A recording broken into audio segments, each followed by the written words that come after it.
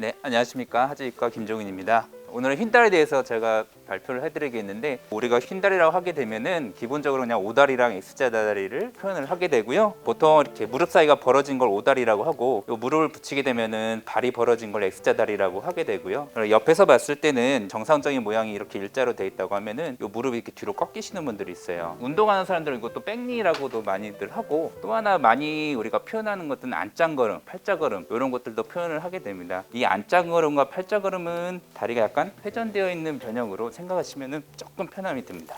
그림으로 표현하면은 우리가 정상적으로 발바닥 모양이 이런 식으로 찍힌다고 보면은 안짱걸음은 엄지발가락이 안쪽으로 향해서 걷는 이런 모양이 되겠고, 팔자걸음은 바깥쪽으로 향하는, 그래서 팔자는 여기서 숫자 8이 아니고 옛날 한자 8입니다. X자 다리랑 안짱걸음이랑 조금 비슷하게 보이죠. 근데 정확하게 보면은 안짱걸음은 엄지발가락이 이 안쪽으로 향하는 게 되겠고, X자 다리는 무릎을 붙이면은 발목이 벌어진 게 X자 다리가 되겠습니다. 그래, 우리가 다리가 휘졌을 때는 뭐가 불편한지에 대해서도 관심을 가지게 돼야 됩니다. 오다리랑 X자 다리는 다리 모양이 변형되어 있기 때문에 이쁜 바지나 반바지를 못 입는다는 것을 되게 불편하게 생각을 하시고요. 딱 붙는 바지도 못 입는다는 것에 대해서 굉장히 불편감을 호소합니다. 1cm가 아쉬운 마당에 다리가 휘어있으니까 키가 더 작은 것 같다라고 하시는 분들도 많고요. X자 다리도 오다리랑 이런 것들은 비슷하게 호소하게 되고요. 가끔 X자 다리 분들은 요 앞쪽에는 동그란 뼈, 조갑뼈라고도 하고 슬개골이라고도 하고 무릎뼈라고 하는데 빠지는 친구들이 좀 있어요. 그래서 X자 다리는 또 추가적으로 호소를 하게 됩니다. 우리가 어렸을 때는 안짱걸음, 안짱다리 되게 많이 겪게 돼요. 애들이 막 뛰거나 걷거나 할 때 서로 자기 발에 자기가 걸려서 넘어지는 애들이 있다. 이렇게 해서 외래로 오는 사람들이 좀 많고요. 걷다 보면 이 뒤꿈치가 먼저 많이 나와서 신발이 한쪽 방향으로 많이 닳는 것만 호소하게 됩니다. 그럼 우리가 휘면은 다 우리가 비정상인가에 대해서 고민을 조금 하게 돼야 됩니다. 그렇지는 않습니다. 우리는 태어날 때부터 누구나 오다리였고요. 뭐 아무리 잘나는 사람도 다 오다리였습니다. 태어났을 때는 약간의 오다리를 표현하고, 이 다리가 점점 펴지다가 18개월 정도에선 정상치를 갔다가 3세 전후로 해서는 오히려 X자 다리로 변형이 되고요. 요게 다시 일자로 펴지면서 7세 전후로 해서 이제 일자 다리 되거나 한 7세에서 10세 전후의 다리 모양이 내 다리 모양이라고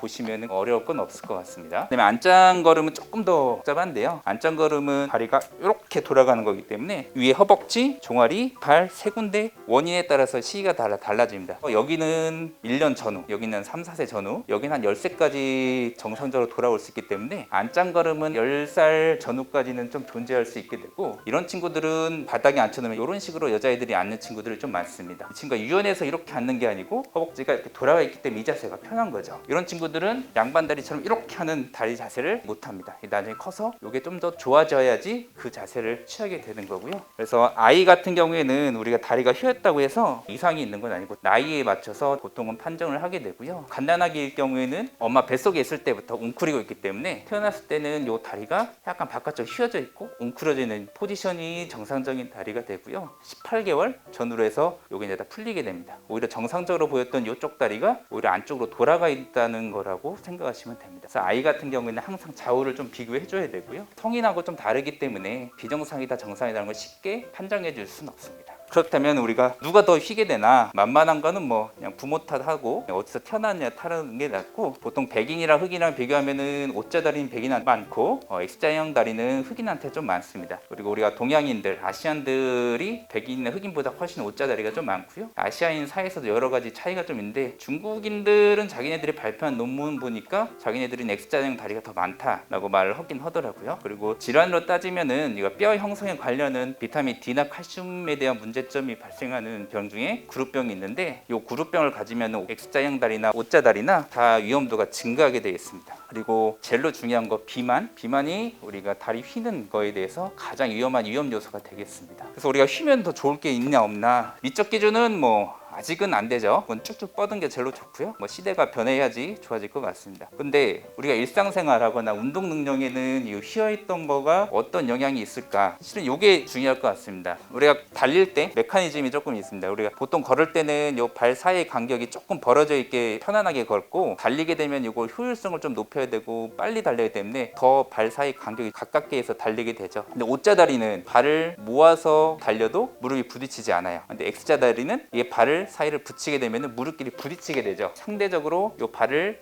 조금 벌리면서 달릴 수밖에 없습니다. 옷자다리가 운동에는 조금 더 유리하다. 아주 재미있는 논문이 있어요. 유럽에서 나온 논문들인데 축구 선수를 대상으로 한 거고, 축구 선수에서는 옷자다리가 많답니다. 다른 운동 선수랑 비교해봤더니 13세가 넘어가서 옷자다리가 압도적으로 좀 많게 됩니다. 그래서 우리나라 선수들 보면은 여기 황희찬, 여기 안에 3명은 뭐 명확하게 옷자다리입니다. 딱 봐도 옷자다리가 요 반절 이상은 넘고요. 딱 봐도 옷자다리가 아닌 사람은 젤로 들뛰는 요 골키퍼만 옷자다리가 명확하게 아니죠. 그래서 축구 선수들이 확실하게 옷자다리는 좀 많고, 그렇다는 거는 옷자다리가 운동에 굳이 불리하진 않다라는 거가 되겠습니다.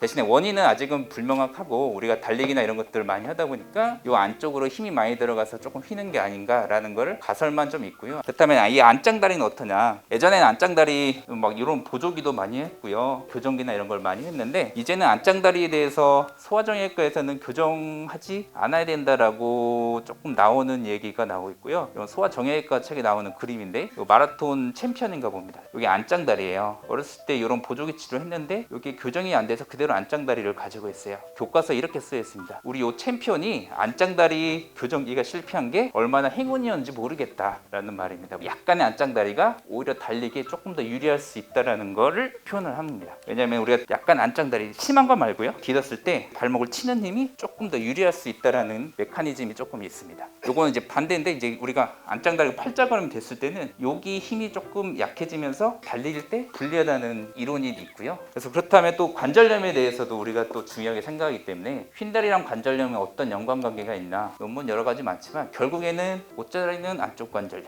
X자형다리는 바깥쪽 관절염에 대해서 영향을 미치는 걸로 좀 되어 있습니다. 그렇지만 두 개 조금 달라요. 오다리는 무릎 안쪽에 관절을 일으키긴 하지만 반드시 오다리가 관절염을 많이 일으킨다는 과학적인 근거는 없습니다. 대신에 안쪽 관절염 있는 환자에서는 오다리는 문제를 더 야기시킨다고 되어 있고요. X자다리는 관절염을 바깥쪽으로 일으키지만 관절염의 원인도 되고 악화시켜주는 인자도 됩니다. X자다리가 조금 더 안 좋다고 나와 있는 거고요. 그래서 뭔 말이냐면은, 관절염을 예방할 목적으로 오다리를 미리 교정할 필요는 없다. 하지만 관절염이 이미 생긴 환자한테서 교정이 필요할 수 있다라는 데고, X자다리는 관절염을 예방 목적으로도 치료 목적으로도 치료할 필요가 있다라는 약간의 차이점이 조금 있습니다. 그래서 수술은 좀 무섭죠. 그래서 수술 싫으면은 인터넷이나 방송에 보면은 교정 치료하고 옷자다리 X자리 확 좋아지더라라는 걸 내가 분명히 봤는데 라고 말씀하시는 분들이 있을 거예요. 근데 그거는 실은 약간 사기라기보다는 쇼에 가깝습니다. 이거 같은 환자고요, 그냥 뭐 치료하고 찍은 게 아니고 동시에 찍은 겁니다. 이건 옷자다리 같고 이건 일자형 다리 같죠. 자세히 보시면 무릎뼈 앞에 모양이 좀 다르고 발 모양이 조금 달라요. 발 모양이나 이런 거에 따라서 옷자다리가 일자다리처럼 보이기도 하고 일자다리가 X자형 다리처럼 보이기도 하고 그런 것들이 보이는데, 실제적으로 이 환자는 옷자다리가 아니고 다리가 돌아가 있는 환자예요. 다리 돌리는 각도를 변형하니까 일자처럼 보이고 옷자처럼 보이고 하는 거가 되죠. 그래서 이제 이런 거에 대해서 속지 마시는 게 좋겠고요. 요즘에는 보조기나 교정기 치료에 대해서 효과는 불명확하게 되고, 지금 정형외과에서는 이거를 추천하지 않는다라고 적었지만 효과 없다라고 명확하게 표시가 됐습니다. 성장기에서도 효과가 없는데 성장이 다 끝난 젊은 20대, 30대는 더 효과가 없겠죠. 그래서 그러면은 수술은 언제 해야 되냐? 성장기 때는 정상적으로 우리가 교정이 되기 때문에 굳이 할 필요가 없지만, 이게 병적으로 너무 휘어지는 사람들이 있어요. 그럴 때는 성장판을 일부러 조정을 해서 다리를 다시 휘게 하는 방법이 하나 있고요. 20대, 30대에는 특별하게 필요가 없습니다. 오다리는 그야말로 미용 목적으로 생각보다 많이 받습니다. 이거. 하지만 수술 받게 되면 운동에 대한 그거는 조금 떨어지게 됩니다. X자형 다리는 미용 목적으로 하지만 관절염 예방, 그다음에 슬개골 같은 거 탈구되는 친구들도 교정이 좀 필요하게 됩니다. 그다음에 관절염이 동반되어 있는 변형 환자는 치료 목적으로 수술적인 거를 고민을 좀 해야 되고요. 그리고 보통 수술은 이제 이런 식으로 수술하게 됩니다. 옷자다리는 성인에서만 거의 이루어지기 때문에 노란선 그어놓은 게 안쪽으로 지나가는 거를 보통 옷자다리라고 하기 때문에 이걸 다리를 교정을 해서 자로 만들어주게 되고요.